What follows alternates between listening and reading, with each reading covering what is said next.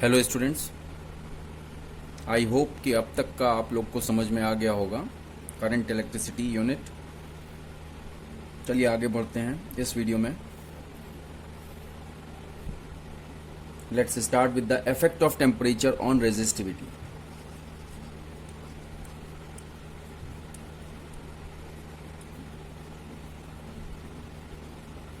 This is very important because in 2019 as well as this year 2020 the question based on this was asked by the CBSE, so that's why it is very important. Now the effect of temperature on resistivity. First one, the resistance of metallic conductor increases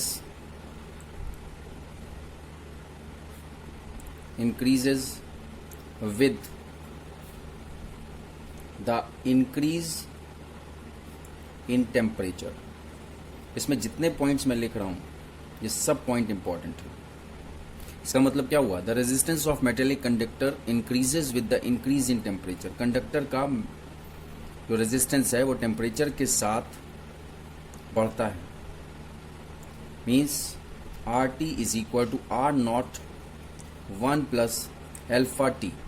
this is the equation where alpha is known as temperature coefficient of resistance and we have to remember its value is positive for metals.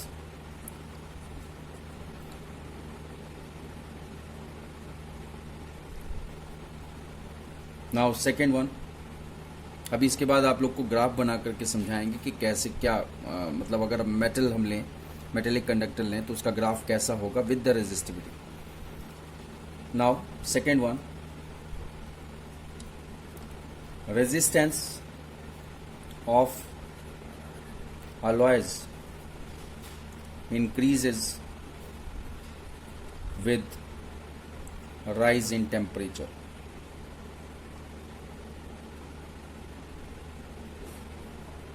दोनों का identical है। Metallic conductor का resistance भी temperature बढ़ने से बढ़ता है और अलॉयज का रेजिस्टेंस भी टेम्परेचर बढ़ने से बढ़ता है। बट डिफरेंस क्या है? But this increase is small as compared to metals.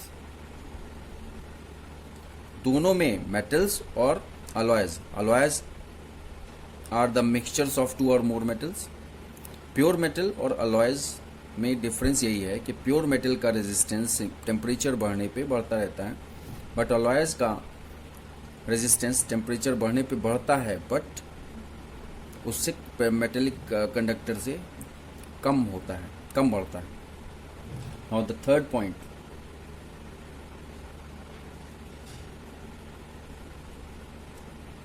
Resistivity of semi conductor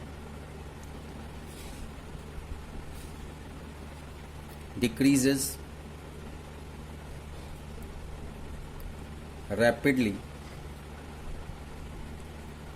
with rise in temperature. अब सेमी कंडक्टर में जस्ट अपोजिट हो गया। सेमी कंडक्टर का रेजिस्टिविटी डिक्रीज करता है टेम्परेचर बढ़ने पे। तो इसको हम क्या कह सकते हैं? That is it's alpha, that is coefficient of resistance, temperature coefficient of resistance, that is its alpha is negative. तो क्या हो गया? अल्फा किसके लिए पॉजिटिव है? अल्फा मेटेलिक कंडक्टर के लिए पॉजिटिव है एज वेल एज अलॉय के लिए पॉजिटिव है। बट अल्फा किसके लिए नेगेटिव है? सेमी कंडक्टर के लिए नेगेटिव है। ये छोटी छोटी चीजें हैं जो एमसीक्यू के फॉर्म में बोर्ड पूछता है आपसे। Fourth one, resistivity of electrolytes also decreases with rise in temperature. ये भी सेमीकंडक्टर की तरह बिहेव कर रहा है electrolytes, because the resistivity of electrolytes decreases with the rise in temperature. तो इसके लिए भी हम कह सकते हैं that is alpha is negative for this.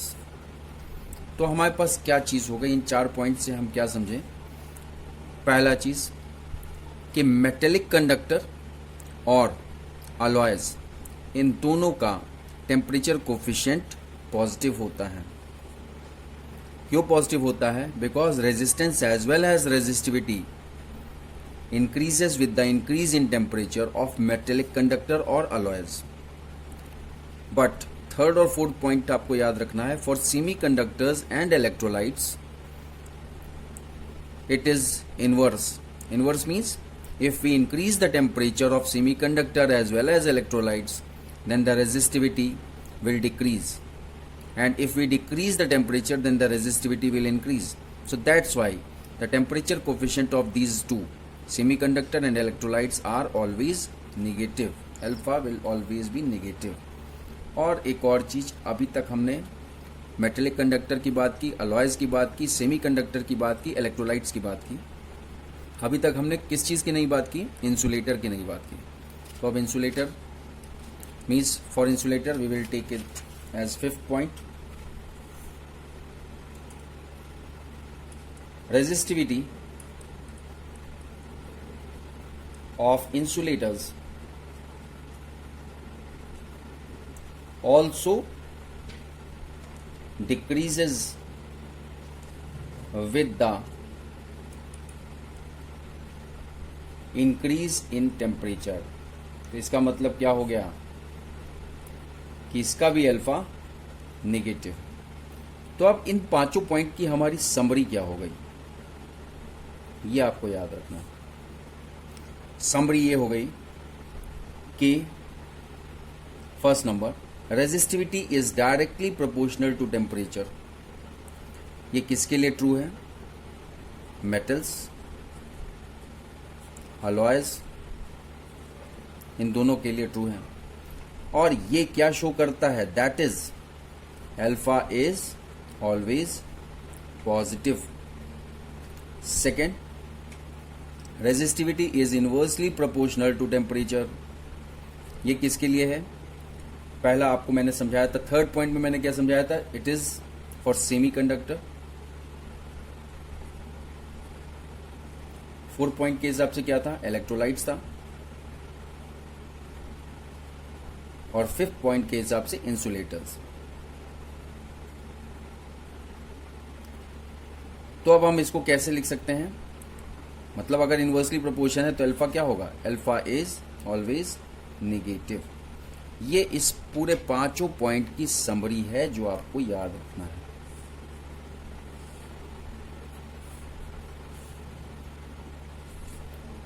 This is for metals and alloys and alpha is inversely proportion to temperature. This is for semiconductor, electrolytes and insulators, and for this alpha is negative. Okay, so you have to remember these points. इन दोनों points को mix मत करिएगा. ये याद रखने के लिए एक समरी टाइप का आप लोग को बना दिया है ताकि हमेशा दिमाग में रहे. इससे क्वेश्चन आता ही आता है. अब हम उसके ग्राफ की बात कर लें कि resistivity versus time versus temperature का ग्राफ कैसा होगा. रेजिस्टिविटी वर्सेस टेम्परेचर का ग्राफ देखिए, सबसे पहले हम प्योर मेटल का ग्राफ बनाते हैं. First number is for pure metal. कोई भी प्योर मेटल ले लेते हैं. हम एग्जांपल के लिए कॉपर ले लेते हैं. कॉपर का ग्राफ कैसे होगा? Resistivity versus temperature. अगर हम टेम्परेचर बढ़ाते जा रहे हैं तो रेजिस्टिविटी के ऊपर क्या इफेक्ट पड़ेगा और उसका ग्राफ क्या होगा कॉपर के लिए? उसका ग्राफ इस तरह से शेप आएगा. Means resistivity increases with the increase in temperature. जैसे जैसे एक्स एक्सिस पे टेम्परेचर बढ़ता जाएगा रेजिस्टिविटी बढ़ती जाएगी. ठीक है, ये ग्राफ ये शो कर रहा है. Second type of graph shows for alloys. Resistivity on y axis, temperature on x axis. ये शो करता है, इसका ग्राफ आपका आता है inclined straight line like this. और ये जो है ये कॉपर की स्टडी है, मतलब प्योर मेटल के फॉर्म में जो कॉपर है वो इस तरह से शो करता है. और ये शो कर रहा है nichrome. Nichrome is an alloy, और नाइक्रोम का टेम्परेचर बढ़ा करके उसकी रेजिस्टिविटी देखी गई, तो इसका ग्राफ ऐसे आएगा between rho and temperature. Third one is for semi conductors.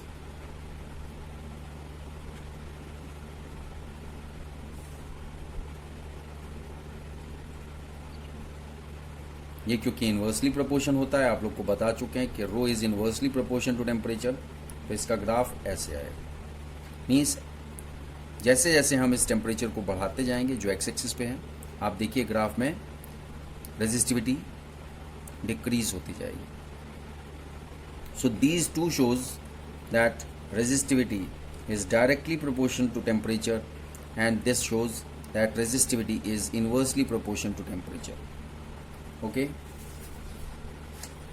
आप लोग को समझ में आ गया होगा. Now we will move to the combination of resistances.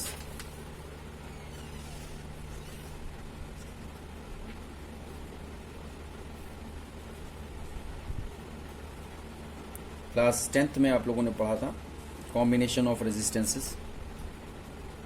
उसमें दो कॉम्बिनेशन आप लोग को बताए गए थे, series and parallel. So first one is series, second one is parallel.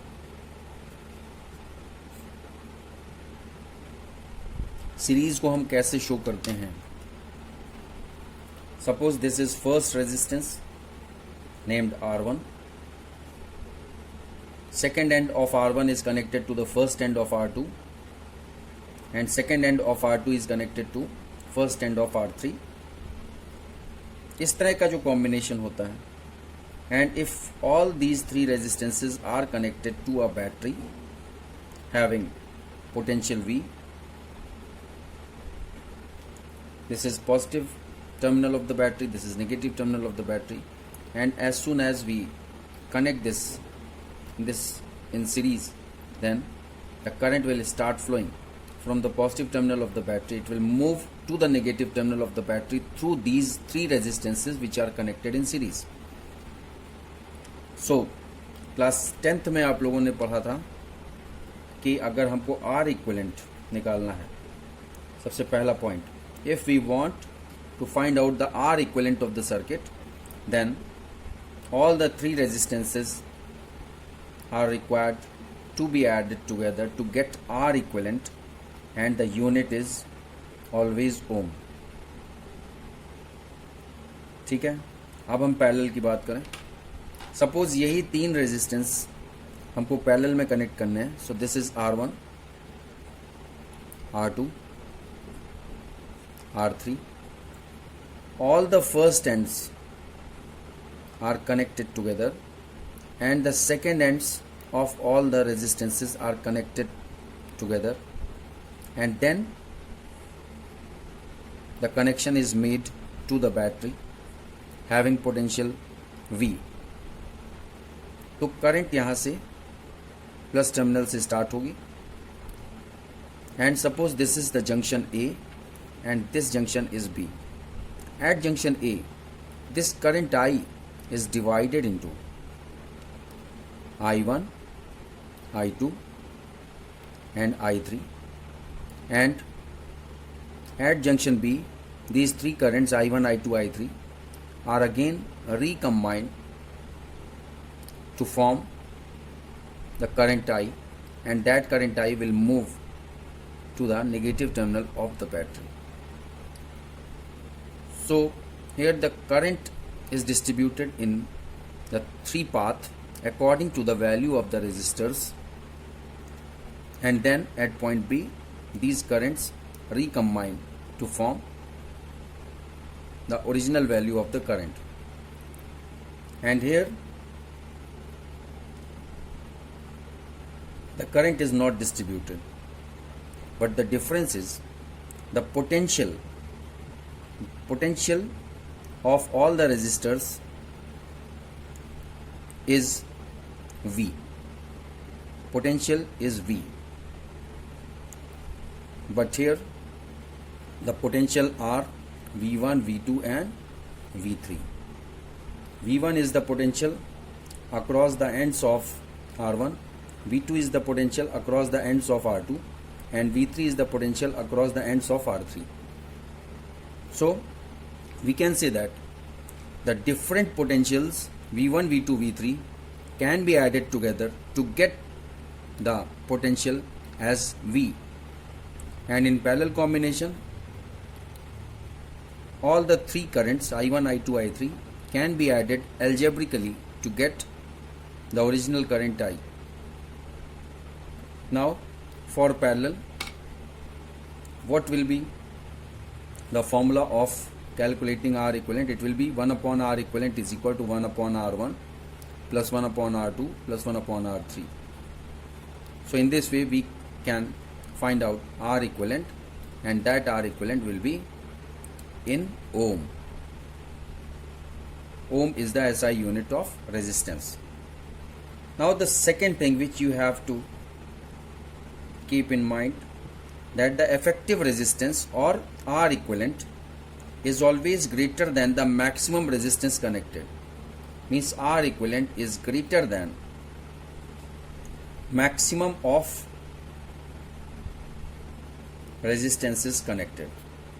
इसका मतलब क्या हुआ? अगर R equivalent आपका 10 ओम आ रहा है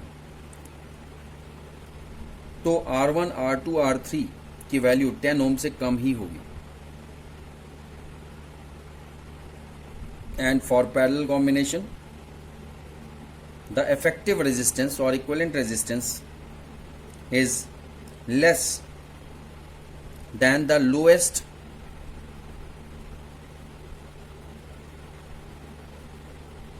of all resistance. Means R equivalent की वैल्यू जो भी आएगी वो वैल्यू इन तीनों रेजिस्टेंस में जो सबसे कम वैल्यू का होगा उससे भी कम होगी. समझ में आ रही है आप लोग को? Next, third, current in all the resistances, जो आप लोग को समझा चुके हैं. Current in all the resistances is same.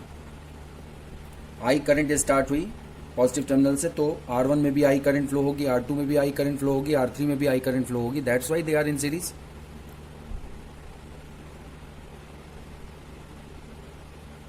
But here currents in all resistance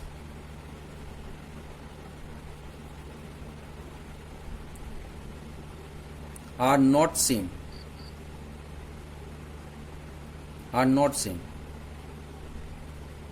यहाँ पे भी R कर लीजिए. R currents in all the resistances are same, and here the currents in all the resistances are not same, means they are different.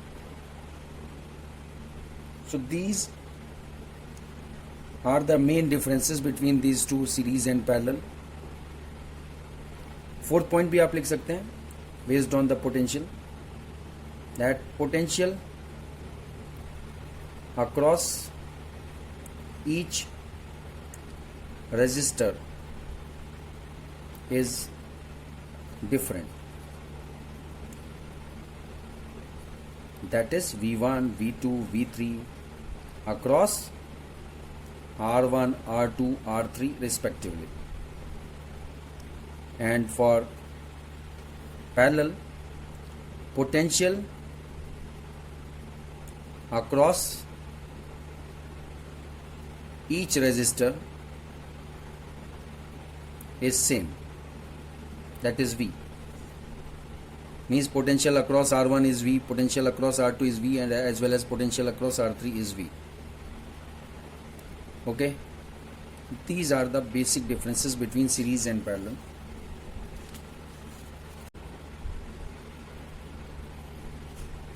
अब numerical solve करने के लिए आप लोग को दो इम्पॉर्टेंट चीज बहुत याद रखनी है.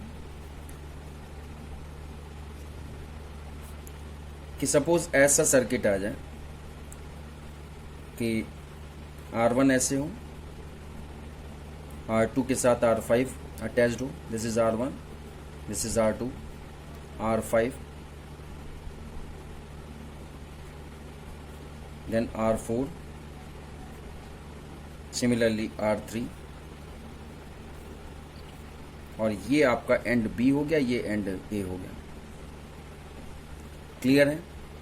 अब इसको इस तरह के क्वेश्चन पूछे जाते हैं, कंपटीशन में भी इस तरह के क्वेश्चन आते हैं। ए एंड से करंट फ्लो होना स्टार्ट हुई, तो वो करंट यहाँ पे डिस्ट्रीब्यूट हुई R1 R2 में। R1 से जो करंट गई वो इस जंक्शन पे मिली, और जो R2 में जो करंट गई थी वो रीडिस्ट्रीब्यूट हुई R5 और R4 में। उसके बाद यहाँ पे जो R5 की करंट थी और R2 की करंट जो थी उसका जंक्शन ये हुआ, और यहाँ से R4 और इधर से जो करंट आ रही है R3 से, इसका जंक्शन भी हुआ। अब इसको आप कैसे सॉल्व करेंगे ये आपको हमेशा याद रखना पड़ेगा।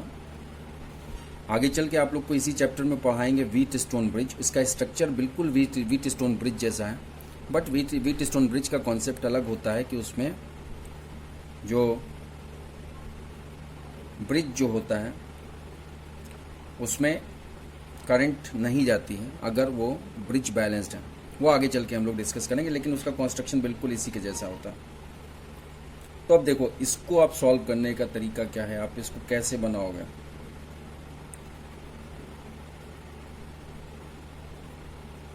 ये आपका R1 हो गया, ये पॉइंट A हो गया।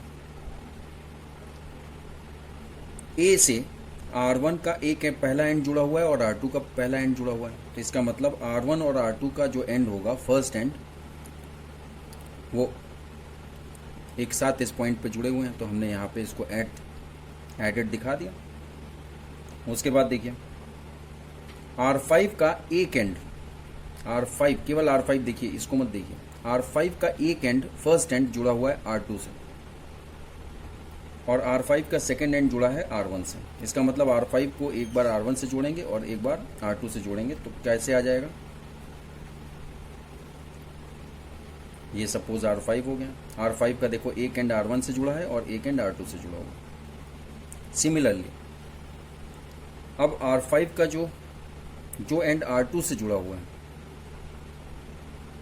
जो एंड R1 से जुड़ा हुआ है R5 का, वो किससे हमने यहाँ पे डायग्राम में देखिए R3 से एडेड है, तो इसका मतलब जो एंड R1 और R5 आपस में जुड़े हुए हैं तो वो R3 से ज्वाइंड है,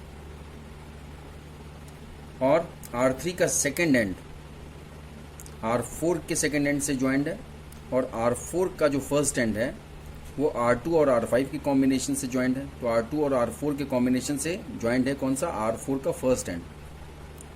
तो आपका डायग्राम ये बन गया, दिस इज R4। इस तरह से ये आपका एंड B हो गया। तो एक कॉम्प्लेक्स सर्किट को सिंपल सर्किट में चेंज करने का तरीका यही है कि आपको एंड्स देखने पड़ते हैं कि कौन सा एंड किस जंक्शन पे किस रेजिस्टेंस का के कौन से एंड्स आ रहे हैं, ठीक है। अब इसी तरह से आपको सपोज ऐसा सर्किट दे दिया जाए, ये तो पहला हो गया, दूसरा सर्किट की बात कर रहे हैं। सपोज ये एक एंड A है और ये इस तरह से कनेक्टेड है कि ये आपका R1 है, ये R6 है, और रेक्टेंगल के फॉर्म में है, और उसके डायगोनल के फॉर्म में हम इस तरह से अटैच कर रहे हैं इसको कि ये R2, ये R4, ये R5, ये R3, और यहाँ पे एंड B है, and you have to find the equivalent resistance of this combination. तो इसको भी कैसे हम सिंपल सर्किट में चेंज करेंगे ताकि हम इसको कैलकुलेट कर सकें। देखिए एक एंड A हमने बनाया, A एंड से कौन कौन से रेजिस्टेंस जुड़े हुए हैं, R1, R2, R3 और R6। तो हमने R1 बनाया, R1 का फर्स्ट एंड जुड़ा हुआ है, R2 का फर्स्ट एंड जुड़ा हुआ है इस तरह से। तो हम इसको कैसे बना सकते हैं, ये सपोज R2 हो गया, R2 का फर्स्ट एंड हो गया। उसके बाद इसी एंड से R3 का फर्स्ट एंड जुड़ा हुआ है, देखिए ये R3 का फर्स्ट एंड हो गया, और R6 का फर्स्ट एंड जुड़ा हुआ है, तो हमने R6 का फर्स्ट एंड जोड़ दिया।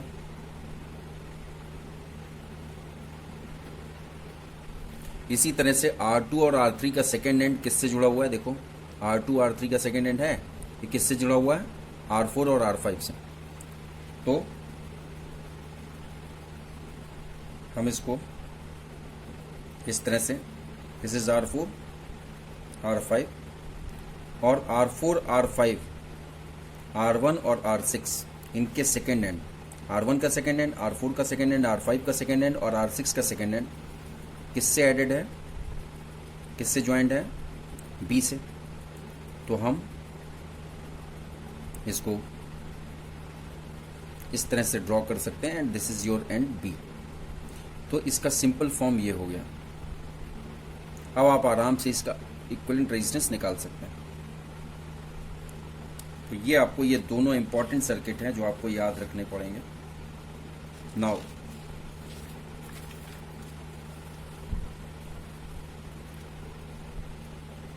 Electrical energy and power.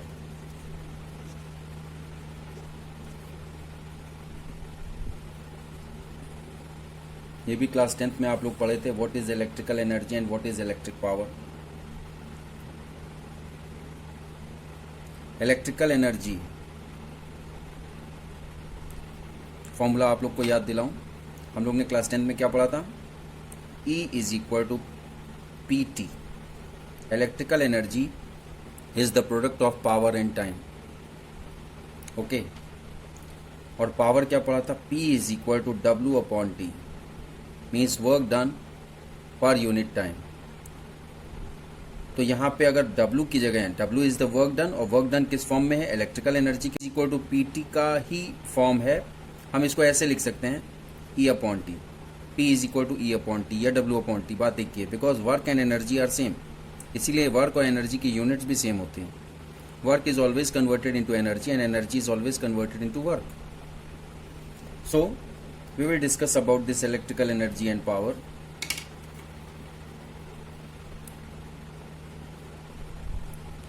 When charge Q flows through a resistance R, so that potential difference developed between ends of resistance is V, then the work done by battery for this flow of charge is, कैसे show करेंगे, W is equal to Q V, ये class 10th में आप लोग को पढ़ा चुके हैं, और V is equal to W upon Q. याद कीजिए आप लोग, पोटेंशियल और पोटेंशियल डिफरेंस की जो डेफिनेशन थी क्या था, what is electric potential. Electric potential is the amount of work which is required to be done to bring a unit positive charge from infinity to a point in electric field. The SI unit of work done is joule, so that's why it is W is equal to QV joule. We can say that the work done is the product of the charge and the potential difference developed between the 2 points. And suppose this is the resistance which is connected to a battery or cell. Now the charge will start flowing from the positive terminal to the negative terminal, and due to this flow of charge the current is developed. ये आपको पता ही है, current I develop हो जाएगी which will flow through the resistance R and comes back to the negative terminal of the cell or battery. And suppose due to this flow of current through the resistor R, the potential difference developed across the ends of the resistor R is capital V, then we can say that the work which is done by the battery for the flow of current to maintain the potential between the ends of the resistor connected in this circuit, this work done is W. This W is the work done by the battery, and it is the product of the charge flowing through the battery and the potential difference developed across the ends of the resistor. And suppose we can write it as, if corresponding current is I that flows for time t, तब आप लोग को एक relation और याद होगा, Q is the product of current and time, means charge is the product of current and time. So W is equal to QV हमारे पास है और Q is equal to IT है, तो हम इसको कैसे लिख सकते हैं? We have to put this Q is equal to IT and W is equal to QV. तो क्या हो जाएगा? W is equal to, in place of Q we can put IT and this is V, ITV, or we can write it as VIT, and the unit is joule.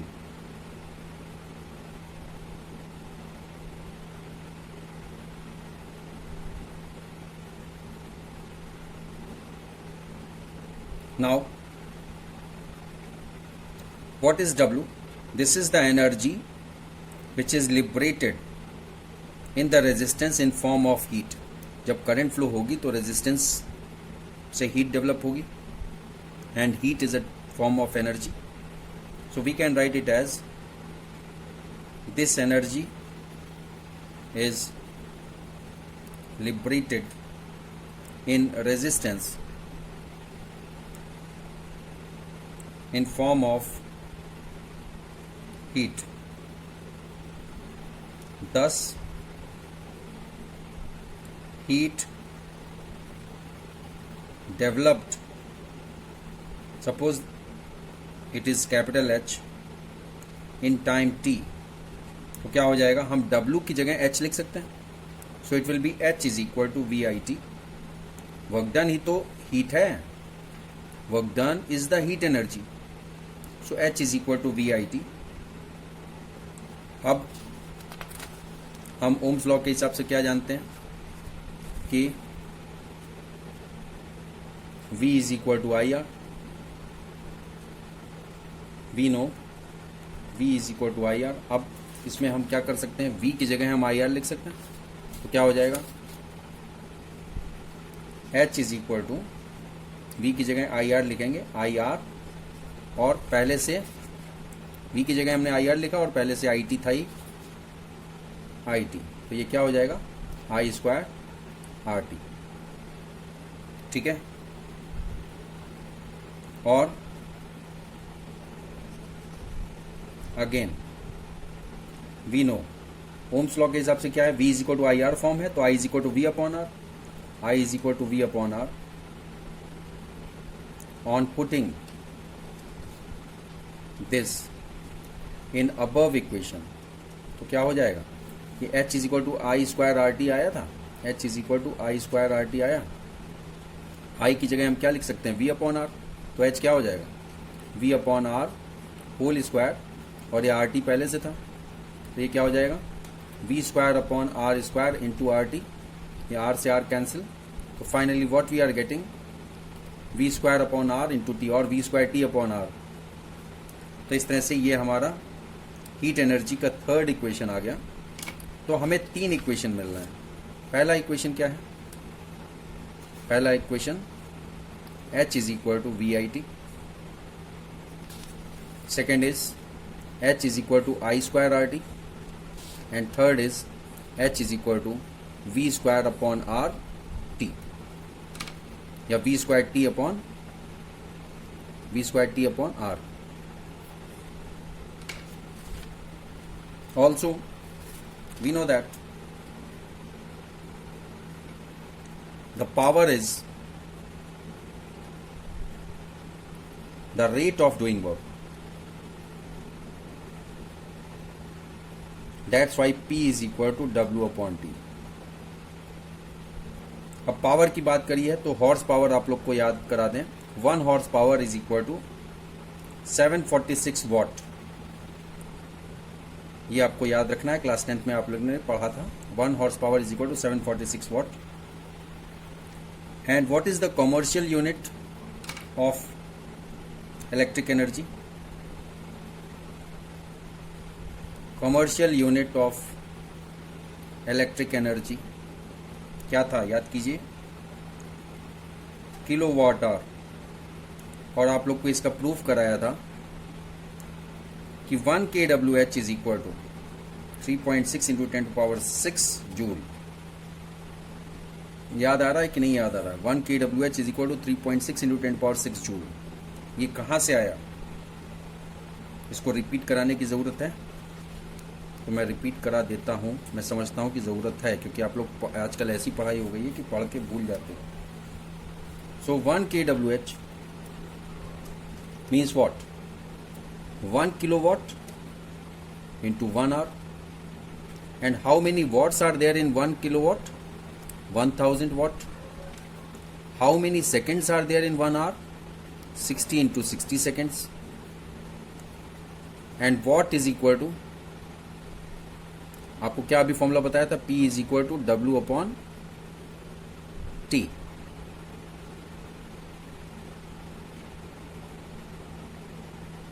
Okay. The unit of the SI unit of power is watt. इसकी unit हो गई what. Work done की क्या unit हो गई? Joule, SI unit. और इसकी SI unit क्या होती है? Second.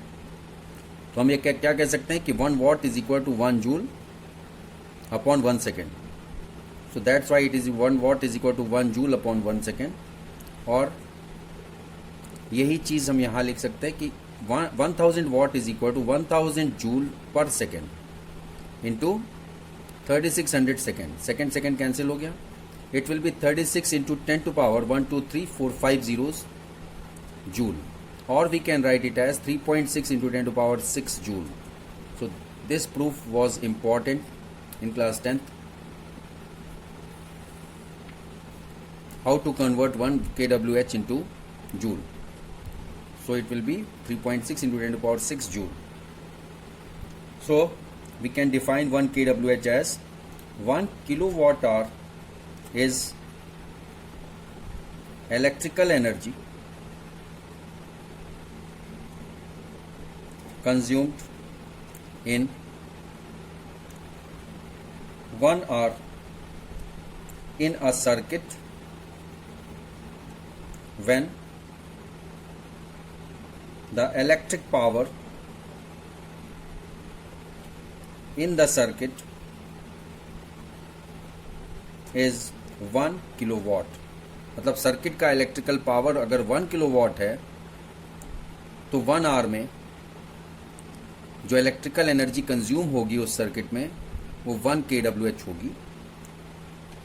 So in simple language I explain you in class 10th that 1 kWh is equal to 1 unit. हम लोग के घर में जो मीटर लगा हुआ है, मीटर रीडर आता है, तो वो सिंपल लैंग्वेज में बोलता है कि एक महीने की आपकी यूनिट हो गई 300 या 320 यूनिट, वॉट एवर। तो 300 या 320 यूनिट का मतलब क्या हो गया? वी हैव कंज्यूम्ड 300 और 320 kWh electrical energy during that particular month. Okay, I hope you have understood this. Thank you very much for watching this lecture.